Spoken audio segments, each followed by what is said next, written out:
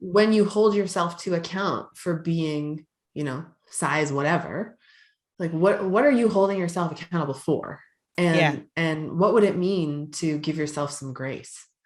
And what would it look like to actually eat in a way that honored yourself?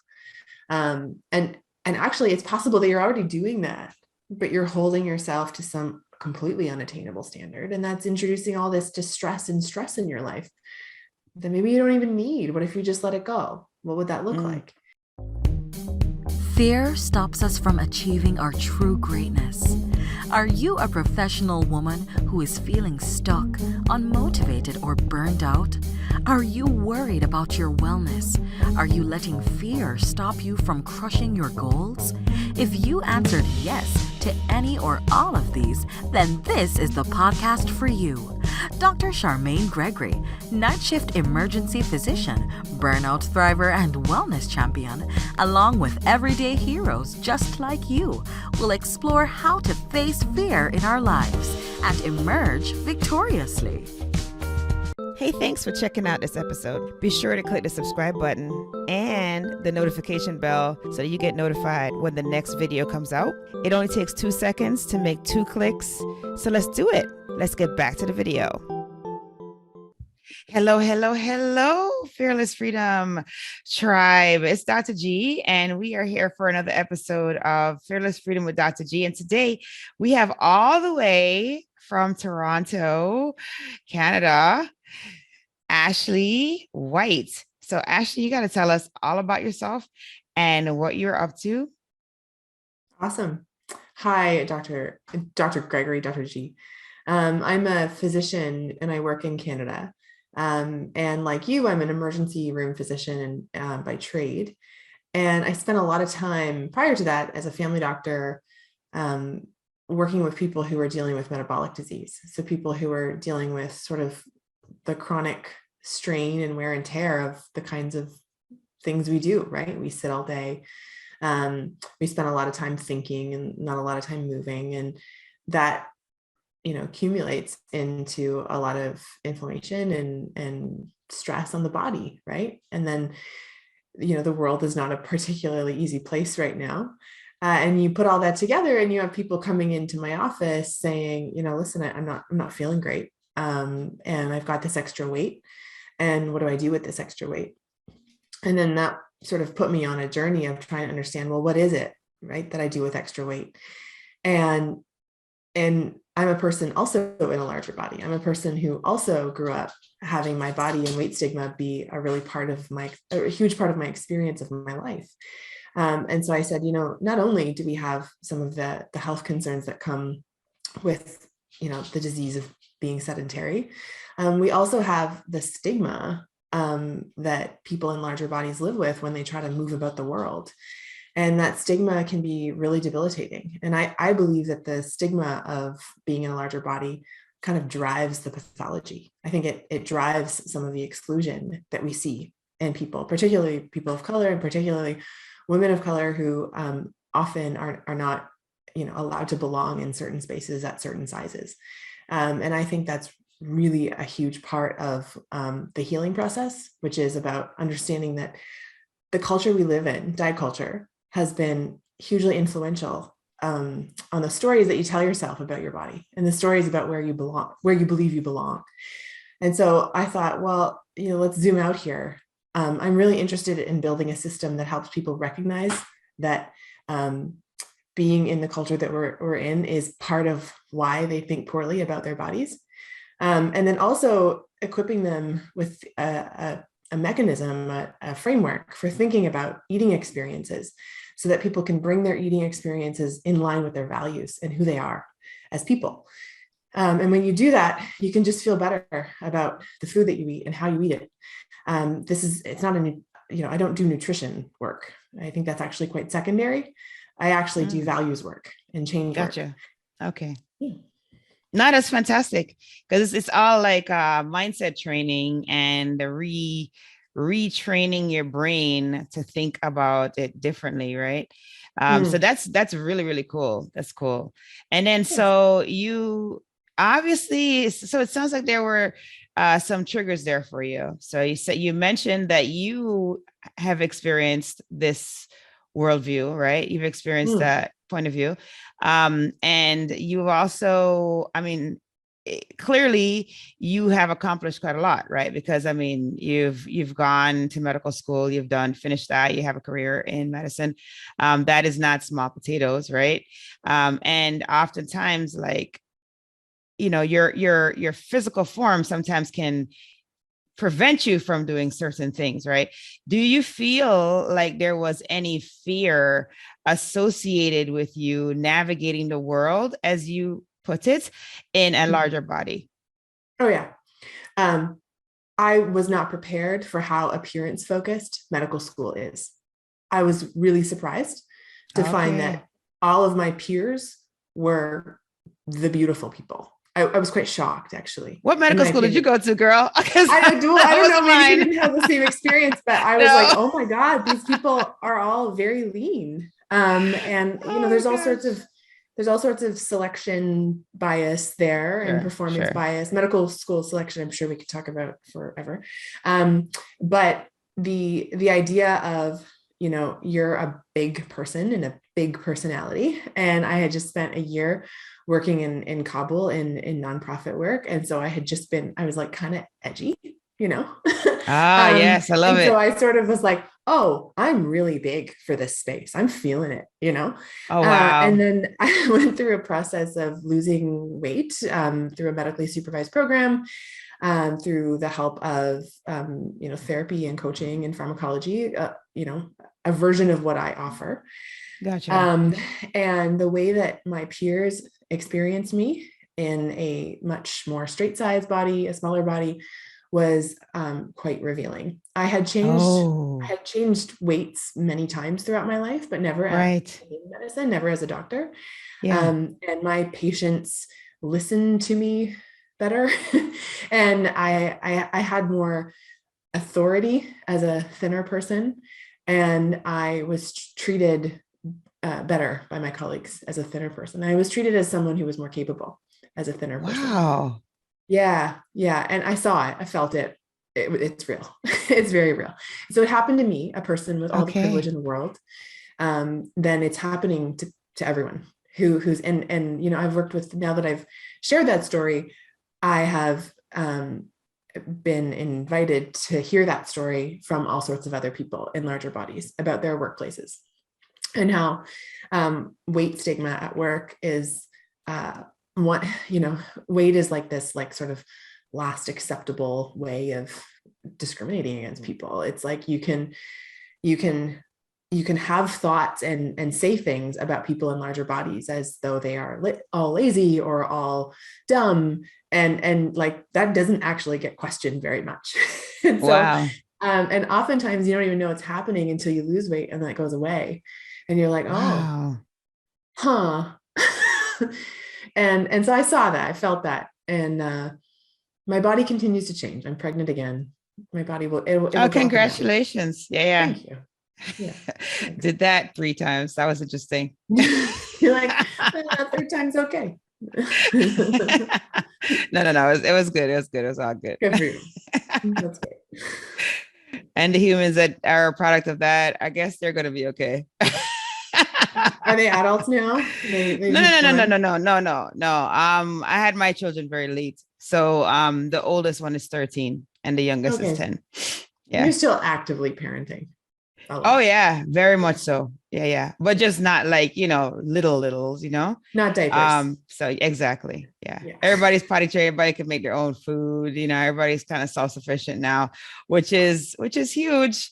Because when you have three, because they're so close in age, like when you have three all in like disposable underwear, it's hard.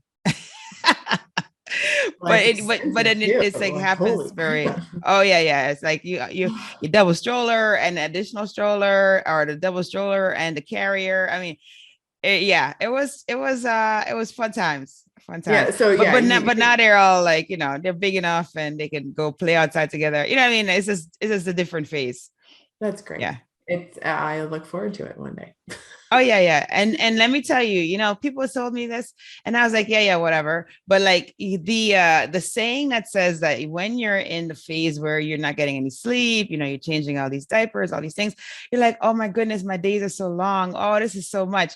But then, as soon as that's over, it's like they're 13 years old. You know what I mean? Oh Like you God. blink your eyes and they're gone, like that whole time. So that's why I used to be very, I think when we had them so close and they were all little at the same time, I think that phase was like a little bit of a blur because we were just in survival mode, right? But then once they got to the point where they could kind of like, they could go use a potty on their own and they weren't as dependent. Then we started to really enjoy them. Right. And so, Right. so that's why I'm saying like, just be mindful that saying that the days are long when they are young and really, really short when, as they get older, that is real. So, I it's won't wish like them away. embracing, eat right, embrace every stage and enjoy it because it's before you know it, they're adults. They're Mm. gone. Well, and when your preparatory questions were looking at, what is fearlessness to you, and when Mm-hmm. have you been fearless? Mm-hmm. Honestly, I'm raising a daughter in this world, Mm-hmm. and she's gonna be a big girl, right? Like I'm 6 feet tall and my husband's 6'6", and we're big Oh, people. nice. Yeah, I mean, oh, a gift, a pure Oh, gift. yeah, that's a huge gift. Yeah, yeah. But when you are in that body as an adolescent, it Oh, is, yeah. it's a pressure cooker. People feel quite entitled to speak about your body, and they don't know you, and they comment and Right. they say things like, "Oh, Yeah. wow." And you're like, "Would I ever like to just blend in for 5 minutes?" And she's going to be even more markedly, bigger than Right. I With the was. genes. Yeah, for sure. Yeah, and I'm interested in creating this ability in her, or empowering her to say, and, right? Because Right. I internalized every message. Like I was an Oh, 80s, okay. Got 90s it. kid, right? Where I was like, Yeah. Yeah. oh, I'm enormous. Oh, well, I better not be enormous. Like, I just Oh, decided that they no. were right. Oh, As opposed to no. saying, no, that's very dumb that you would say that about Yeah, me. exactly. I think our culture is shifting to celebrate this like wider variety of size, and to Yeah. say, Yeah. we all belong here. Like ultimately the earth is much bigger than all of us. So Indeed. Indeed. um so the reason I have stepped into this kind of space, which is I call it the appetite clinic. So Okay. I'm running a virtual appetite clinic, which hasn't been done, is not being done, is not a thing as far as I can tell. And I'm doing it to help shift our culture so that girls like my daughter feel completely at home in the world that they're in, which is like, yeah, I'm a big girl. And Awesome. I Awesome. may not like sports. And that's okay. Yeah. Yeah. Yeah. you know, I happen to really quite enjoy sports. I'm very lucky in that way, but maybe she won't, you know? Yeah. So, Yeah. Yeah, that's true. I yeah. mean, so there are, so to bring up the height thing, it just reminds me of something like, so I'm not that tall, I'm 5'7", but my husband is 6'3", and his dad was 6'7", and his grandfather was 7 feet. So like, there's a Wow. possibility that there could be tall kids in our family. I don't know, but Uh-huh. my son is 13 and he's 6 feet tall. So, and he's a big kid, his body is Mm. thick. And so I can totally see what you're saying there. And it's funny that you mentioned I kind of like teenage years, but I kind of saw where my son got treated differently for his size, even in, so they got homeschooled mainly because of this thing. So Mm. he was in preschool and they would bully him. Like all the kids would bully him because he was bigger than everybody else.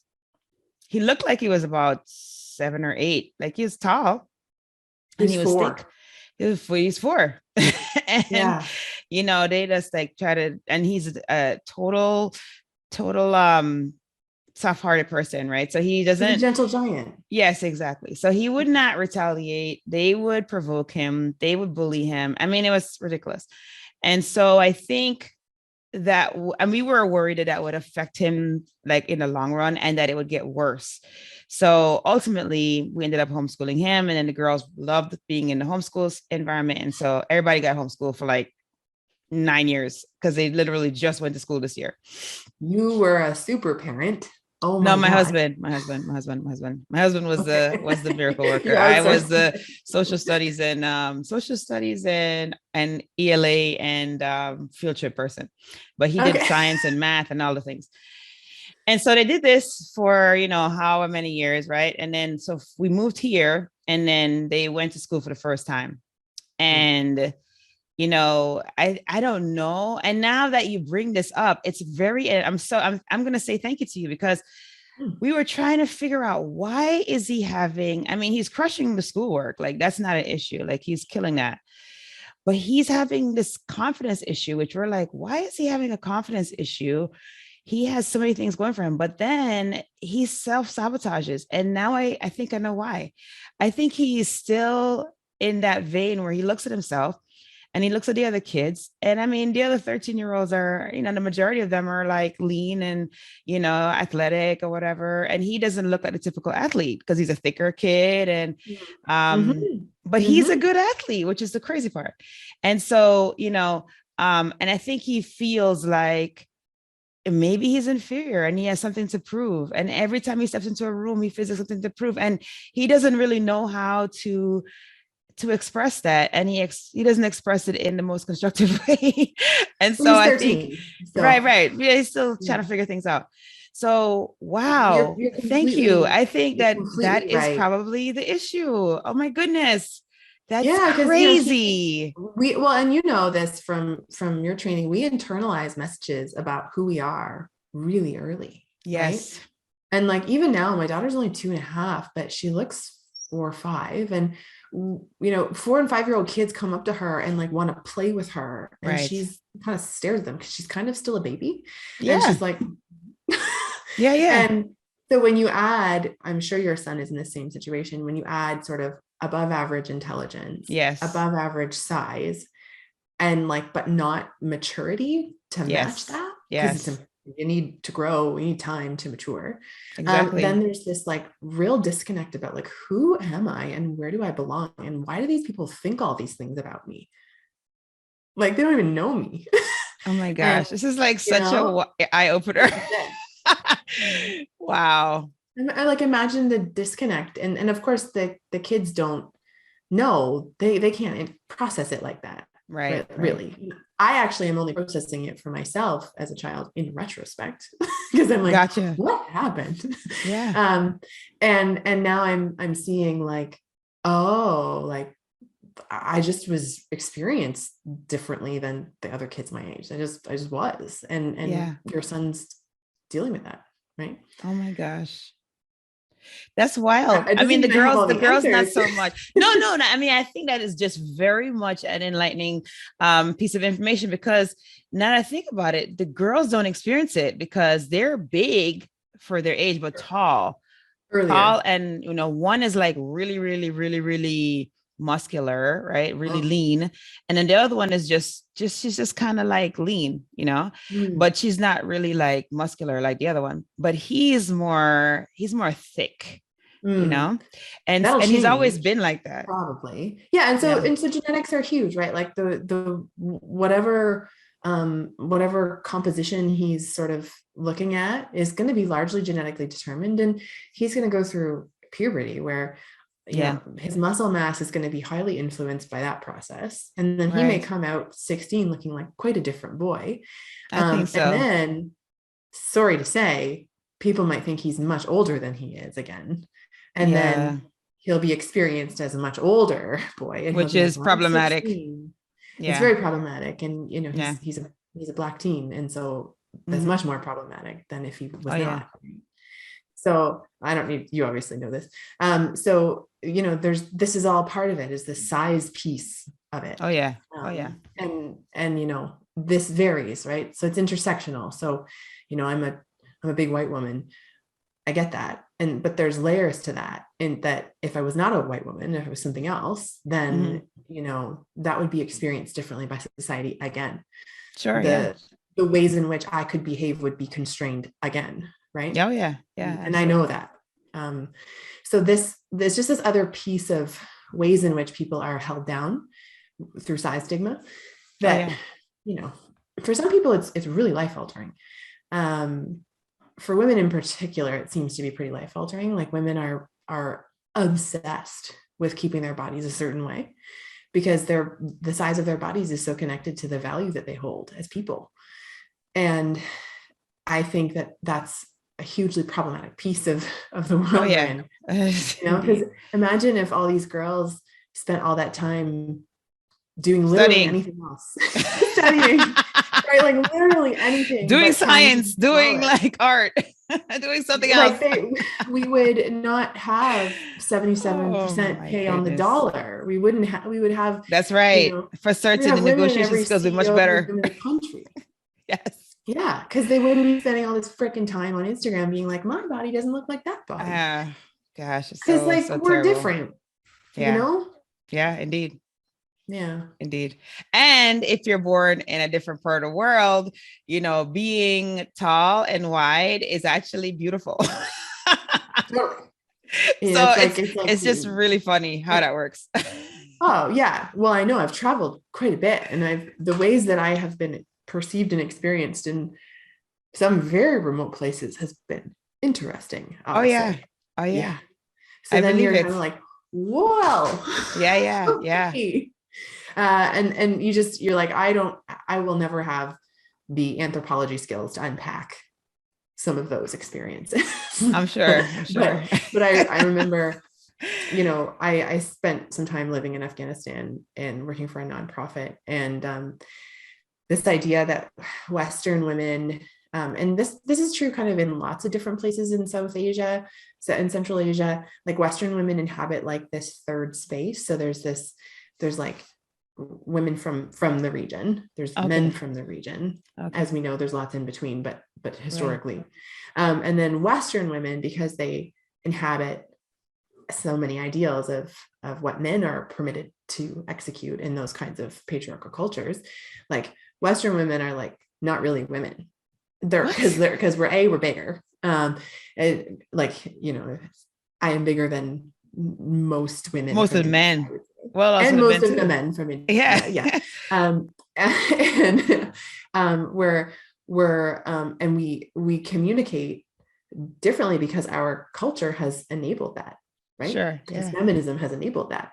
Whereas Right. lots of women are living in places where those kinds of attributes, like, the ability and the permission to speak, have not been fostered and have not Right. been allowed. So it's not like they're not capable, they're very, very capable. Oh yeah. Yeah. it's There's not a lot to it's do it. that, yeah, the culture hasn't kept up or met them where they're at, in my opinion. Anyway, yeah, so I've been experienced as like not a real woman before because of my size and because I'm Western. So Wow. it's fascinating. That's Yeah. interesting. And Mhm. in those situations, did you ever feel fearful? Like, were you ever afraid? You know, I don't know if I don't know if like specifically related to my size, but yeah, I would say like I think I was working in Afghanistan as a like a non-governmental actor and not as Mhm. a party to any conflict. And I was working not associated with any country. And so there was an understanding at that time that I was not really a participant in the conflict, and Gotcha. that offered safety, Okay. um, to me, and I felt mostly safe. Okay. The country has obviously changed, sadly, quite a I bit know since then. yeah, not so good. Oh my Mm. gosh. Yeah, no, that had to be quite the experience. Being in Afghanistan though, like that's Mm. When we're thinking about fear, I yes. I was never, when I left a very lucrative and steady job with the government of Canada after grad school to go to pursue this work. And basically, it was helping connect the national donors, so like the government of Canada and the government of the Mhm. US, to what actually needed to be accomplished on the ground. So like a midwifery program, a nursing program, building a hospital, like Okay. those. So Okay. my job was to liaise between the donor nation and the organization that I worked with to make sure that, like, okay, the reporting is all being done, and the the effort is being put in the right direction, and all these principles of global public health. And Okay. I was so fortunate to work with these amazing people from Afghanistan who taught me so much about, diplomacy Sure. and, and how to operate in those kinds of settings. And Yes. before I left, all I really had to hang my hat on was, Afghanistan's in war. Like there was war there. And so all of my family begged me not to go. And my uncle actually called upon the memory of my deceased grandmother, who was like, Erna would just be so afraid for you if you left. And I was like, that's a really bizarre plea. Yeah, it but is. I've got a job, so I'm gonna I gotta go now. Go. So I went, and it's honestly one of the most professionally fulfilling kinds of work I've ever done. But I was told to be very, very afraid, be very afraid. And then you arrive, on a tarmac, and you're like, well, this is not that shocking. Yeah, there are certainly some buildings that are not standing, and some parts of it look half built and some parts of it look half destroyed. It was hard to say sometimes, but there was at least in the urban areas, there was a functioning urban setup, just almost anywhere you go in the world. What they tell you on the news is actually not narrative.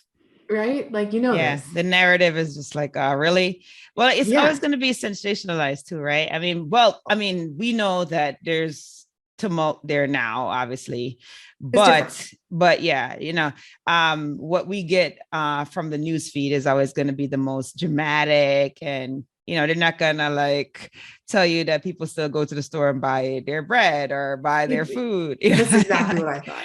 So I was like, well, people are still eating bread. It's the same as in, Kyiv right now. People are buying bread in Kyiv. People are, getting water. I mean, they're cautious, but they're still doing their things. There's children to be cared for, and people are so resilient and so incredible. And we're very fortunate to live in where we do, and we're comparatively safe for now. Yeah. Absolutely. And, but the idea of not going anywhere and not exploring because of the fear. I mean, why? That seems so small, Yeah, it does. Mm-hmm. Yeah, At no, it's my kid. If my 20-year-old kid is like, oh yeah, I'm going to go live in Afghanistan for a year, I'm going to be like, well, depending on what situation is like at that point, right? Yeah. I mean, I'm sure your parents were like, whoa, so I get it. Yeah. Oh my God. Now that I'm a parent, I'm like, oh, I can see why that was scary. Yeah. I can see that now. Yeah. Just a little bit. Yeah. Oh my gosh. Hey, it's Dr. G, and I just wanted to take a quick moment to thank you for listening to this episode. I'm so honored to have you here with me. Did you know that I can help you to get your own podcast started? With my podcasting launch course for professionals, I walk you through everything you need to know about starting a podcast. I'm with you every step of the way, from sign up to launching your show, with 5 episodes ready to go. There's a done for you version that's also available. If you would just rather just do recordings and leave the behind the scenes work up to us, then that one is definitely for you. But either way, we've got your back here at Fearless Freedom with Dr. G.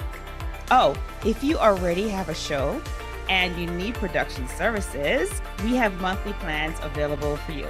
So check out the links in the episode show notes for more information. Let's get back to the show.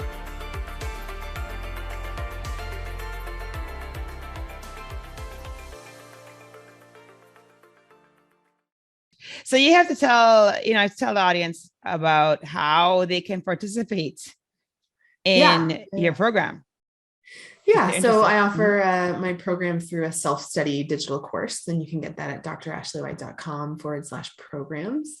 And I also offer an 8-week coaching program that includes the course where I follow you intensively and support you from a metabolic health perspective, as well as teach you a system of creating these eating experiences that are really values aligned. And we're coming out with some other offers, including a community where people who, may have a limited budget have access to the work that we do. And so I would probably just say, pop over to my website and sign up for the newsletter, and we'll let you know when that's ready. And just so that everybody is clear, Ashley is spelled Ashley, and white is as the color is spelled. Just so that they don't like try to find it and then they try to put a Y there or missing out, all kinds of things there. So that's why I have the most basic name and I still have to spell it every time. Yeah, no, you do. I mean, it's truth. It's just like, so there's no, nobody has to get redirected to the wrong space. You're going to go to the right place. So definitely check out her website and hit her up for coaching if that's something that you need. Yeah, no, that's awesome. And, it's, man. And so you were in Afghanistan for that time. And so how long were you there for? How many years? Spent a year there. 1 year? Okay. Yeah. And then you mentioned someplace else. Went right to medical school after that. Oh, I see. Gotcha. Mm-hmm. Okay. Yeah. And because you mentioned that you'd gone to places where your height and size was like a hugely lauded thing. And so it was a subject of conversation. Where was that? Like, where were you? Yeah. So during my undergraduate degree, I actually did some research looking at how women in a certain part of Northeast India participate as politicians. And so I was in like the far northeast of India, like on the border of Nepal, border of Bangladesh, border of China, really, really remote. Yeah. And there are folks who have adapted to largely mountain living. Yeah. And so they just tend to be smaller, which makes sense. Right. Yeah. And then I've, I spent a lot of time kind of all over. I've been to Southeast Asia and Central Asia and the stands, Tajikistan and that kind of thing. And then, I go, spend some time in Holland, and they're like, they just like, you're just a regular person. They're just like, oh, hello. In Holland, you're like, you're just like a regular person. Like, yeah. You look like my cousin. Like I'm from there. And I'm like, I have no idea what you're saying to me. That's pretty funny. Yeah. But then I'm pretty average size in parts of Europe where like women are just much bigger, taller. Right? Yeah. Mm-hmm. Yeah. Mm-hmm. Mm-hmm. Yeah, it's really funny. And I like how you mentioned, they're mountain folk. So of course their bodies are going to adapt to that, right? Like that's what happens, right? Your skin, your body habitus, everything adapts for you to survive in your area where you are. And we are all animals. It's just so funny. Yeah. And we like, it's like when you make fun of someone's size, which is like probably 70% genetically determined when you look at the data. Absolutely. You're making fun of the way that they've adapted to the environment over millennia. Yeah. And or whatever, since the onset of our species. But then you're like, you're making fun of evolution, in my opinion. Yeah. And you're like, well, why would you do that? Well, just remember though that a lot of times people are doing that, either they're doing it unconsciously because something that they've been used to doing, right? Or they really don't put much thought into it, right? They're not thinking about it to that level. They just don't have the ability to do that. No. So that's the invitation, is that we actually just get super curious about this kind of thing, right? Yeah, we should. When you hold yourself to account for being, size whatever, like what are you holding yourself accountable for? And what would it mean to give yourself some grace? And what would it look like to actually eat in a way that honored yourself? And actually it's possible that you're already doing that, but you're holding yourself to some completely unattainable standard. And that's introducing all this distress and stress in your life that maybe you don't even need. What if you just let it go? What would that look like? And a lot of people need a lot of support to answer those questions. I believe that. That's a tough set of questions. Yeah. Mm-hmm. Yeah, no, those introspective questions are always sharp cutting. Mm-hmm. There, but like, ooh, what if we could do that? Right. Here's the thing about fear, right? Is like, I love that this is the subject of the work that you're doing, because it's all perspective. Like, Yes. you probably remember your first solo code as a Oh staff, right? yeah. Oh yeah. And you were like, well, Yeah, yeah, yeah. I'm gonna have all the answers here. Okay. Yeah, yeah. People looking at me like, oh, what are you doing Yeah. there? And then 5 years later, you're like, this is boring. Moving Yes, on. very protocol driven. Yeah. Oh my gosh. Yes, indeed. Mhm. Yeah, no, it is funny how life works out like that. Are you still practicing? Oh yeah. I work full Yeah. time. Hmm. Oh, and so do you are you afraid anymore? I will tell you the things that scare me. I am very afraid when I have a very sick child and we have Yeah. a sick pediatric case or we have a pediatric code. Those things make me very afraid and nervous. But I think that's true for everybody, even I don't think that'll seasoned ever stop you. pediatric specialists, right? I think nobody's going to get used to that. Like that is always very fear, inducing and makes everybody nervous with good reason, right?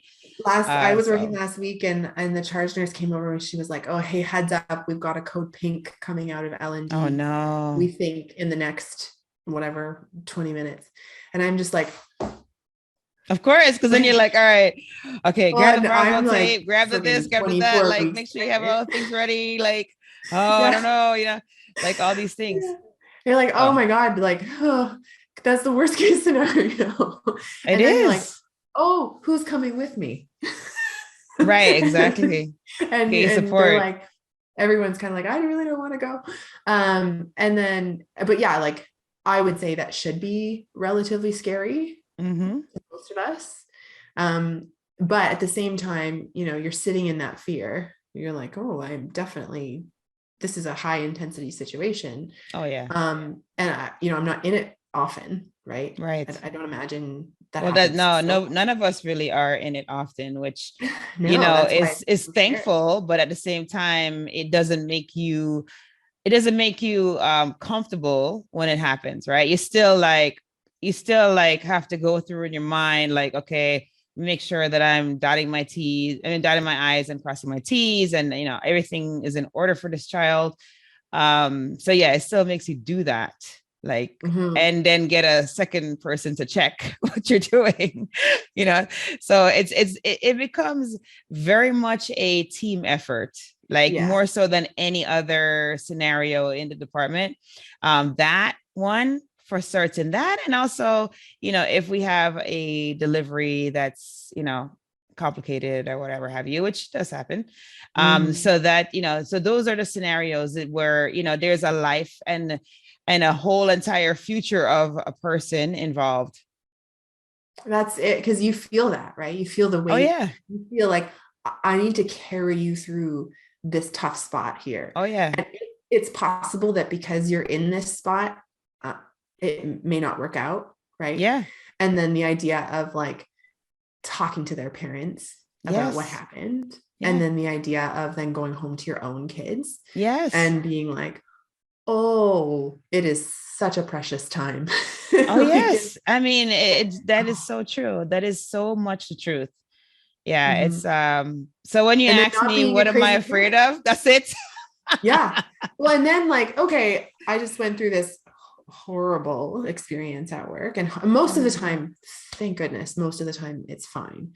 Um, and then, but then you have to like contemplate outcomes that are sure. not ideal. And then Right. you want to go home and you want to be a normal parent, and Yes. you don't want to be a helicopter parent. Right. Or have you heard of the concept of the snowplow parent? Have you heard of this? Now, what is this one? Yeah, so this is the new version of the helicopter parent, which is where you you snowplow ahead of your kid, and so that you remove all of their problems, and like you plow the snow out of the way so that they don't even know there was a problem. That's not good. You're not even hovering over them watching them solve the problem. Right. You're just creating a world where there are no problems. That's not Um, good. Oh, that's horrible. Oh my God. Right. But like you can see the instinct. If you're like, Right. oh my God, life is so fragile, I must protect Yes. you. Yes, Um, indeed. the instinct to just like clamp it all down. And you just, letting go of that instinct and being free from that instinct is hard. It's hard. Wow. Yeah, no, Mhm. I can see how that can be very problematic though for them because like, they really do have to have some struggle. Like and even now we have a difficult time because we're thinking about, well, how can we make them actually experience struggle? Because I mean, they're in a good spot, right? They have two professional parents and they have a very nice lifestyle. But they still need to understand that there's struggle in this world and they still need to understand that there are problems to be solved. And if they don't do that, if they don't figure out ways to solve their problems, they're not going to be functional adults. And we don't want that. No, because they'll be living with you forever. Right, which we don't want. I mean, we love them and everything, No. but no, we like to have I empty mean, with nest the at some cost of point. housing these days, Well, maybe maybe that's some maybe. maybe like I don't know, but it's temporary usually, but not like because they have got to like they're so dependent, not so much because of a necessity, right? Yeah. Well, So and yeah, just no, the joy of being like, hey, I solved that. I did that on my yeah, own. yes, Right. Like I would imagine, I'm assuming you don't come from like a long line of physicians. no, And so first then one, yeah, me too. And then you like there's like a remarkable sense of accomplishment that's like, I figured this out yeah, and I did yeah, it. And yeah, I want my kids to know that feeling of like, I freaking tried real hard. yeah, yeah, Because I yeah, got yeah, rejected 3 times, or 2 times. I got in on my third time. yeah, And I was like, later life, 28 when I got into med school. And I like was serious about it. I was like, this yeah. is real. This is real Well, stuff. the thing that's interesting about what you just said too is like I remember. I mean, I got in when I was in college. Like it was like an early program thing, but Yeah. I also knew like what I was doing, what I was gonna do from the onset. Like I tried to get in high school, but I didn't, and so I tried the second way. But what I'm saying is, when I went to medical school, though, the people who did really, really well and were very like focused were the 27-year-olds and 28-year-olds who had already had careers who now were, doing medicine as their second career, which it sounds Yeah, we kind of hustle. crazy, but they understood it, right? And so I think there's a lot to be said for that, right? Because you've gone out, you've experienced the world, you have real life experience, and then now you're bringing that to the table. And I don't know why. I don't know why it would even be a thing that you would not have gotten in the first go around. Oh, it's very competitive in Canada. And I think it all worked out, honestly. Oh yeah, obviously.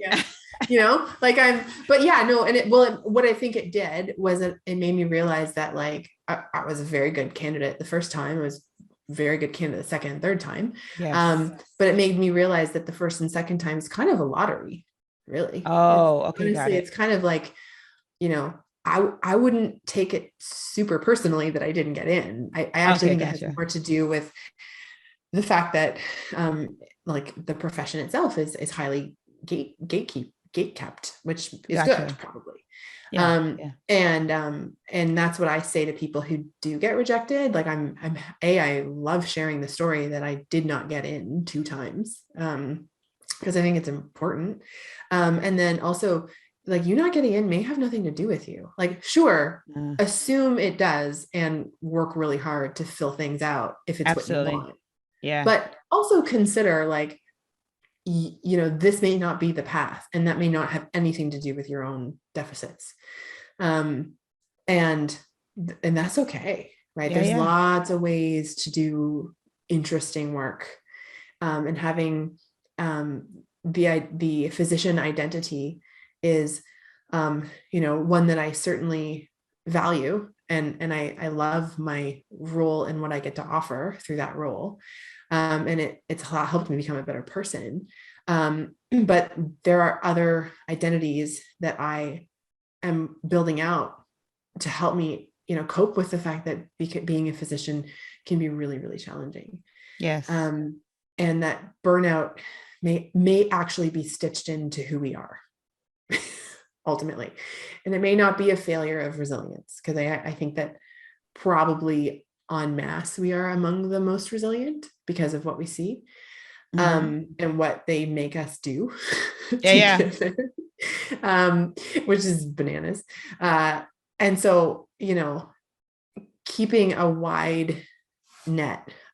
I'm in a training program to be a life coach, which I know sounds very frivolous and No, very it like, doesn't. Okay, thank you.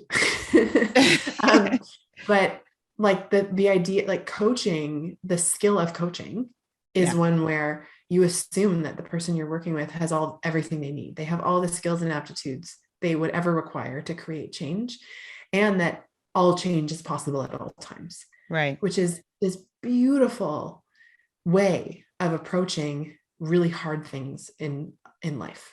And it is the opposite of what we do in medicine, which is to dispense advice at all turns. Yes. And to adopt a position of authority. Yeah. Yes. Truth. Yeah. No, that's good. No, that's real. That's real. And life coaching. Yes. That's a really good thing. It's what much needed. I think more and more physicians are actually starting to do that, become life coaches, which is great because it impacts not only like, if you're doing it for your clients outside of medicine, but it's also impacts your patients, right? I mean, if you're able to implement some of the techniques that you are learning from the life coaching curriculum, you're going to be able to have a better experience for your patients. So yeah, it's good. It's a good thing all around. Yeah, totally. Awesome. Yeah. Thanks for having me. This is really fun. Yeah. So we have to do were you going to say something? Oh, no, go for it. Oh, okay. Sorry. I was going to say that we are going to do our tradition. I know you said that you looked at the questions. I did. And so it is a fill in the blanks. Don't worry. You'll be fine. If you didn't look at him. Yeah, you'll be fine. All right. So the first one is, if I am fearless, I will honor my appetite. Okay. All right. And that, I think that could be taken multiple ways, huh? I got you. Yes. All right. Okay. Mm-hmm. And the next one is, to me, fearless freedom means I get to share everything. Nice. Mm-hmm. And then the last one is, my battle cry is devour life. Ooh, devour life. That's with food. That's with wow. So that's this. Oh, I love that. That's great. Mm-hmm. My logo is a lioness. Oh, is it really? Yeah. Oh, nice. Yeah. I love that. This idea of like, of course I'm hungry. Of course I'm gonna go get that. Yeah. Of course I'm gonna go eat that. Yeah. This like just like honoring that reward drive, that motivation drive. It's everything. It's why we're here as a species. And then also saying, no, I will not apologize for taking my share. I will not do that. Oh, amen. So it's about the food, but it's like, but it's like life too, right? It's like, no, I'm not gonna say sorry for that. Nah, no. I'm not. Yeah, you seem like a person, or like, what I mean when I say that people have asked for apologies at times when they're not necessary. Well, I think, and I wonder, like, how much of it is like gender related or gender training. The reason why I said it is because it's always like, oh, I'm so sorry, I shouldn't have said something, or I'm sorry, and then another situation is like, no, there's no apology, just do it, and there's no apology, just barge in and there's no apology, right? Whereas you even like touch somebody, like you're walking by and you barely touch them. Oh, I'm so sorry I touched you. Like, what? Yeah. No, I'm not sorry. I belong here. You sound so Canadian. That's how we are. It's ridiculous. Yeah, I belong. I'm going to take this space up. I'm going to take this space. It's my space. I'm doing that, and I'm not going to shrink. That's the whole point, I think. No, it's super important. Thank you for joining me on this episode of Fearless Freedom with Dr. G. Again, I'm Dr. G. And if you like this episode, be sure to subscribe so that you can get notified of when the next episode is going to be. And also, I'll catch you next time. Have a great one. Be strong, be brave, and unleash your greatness.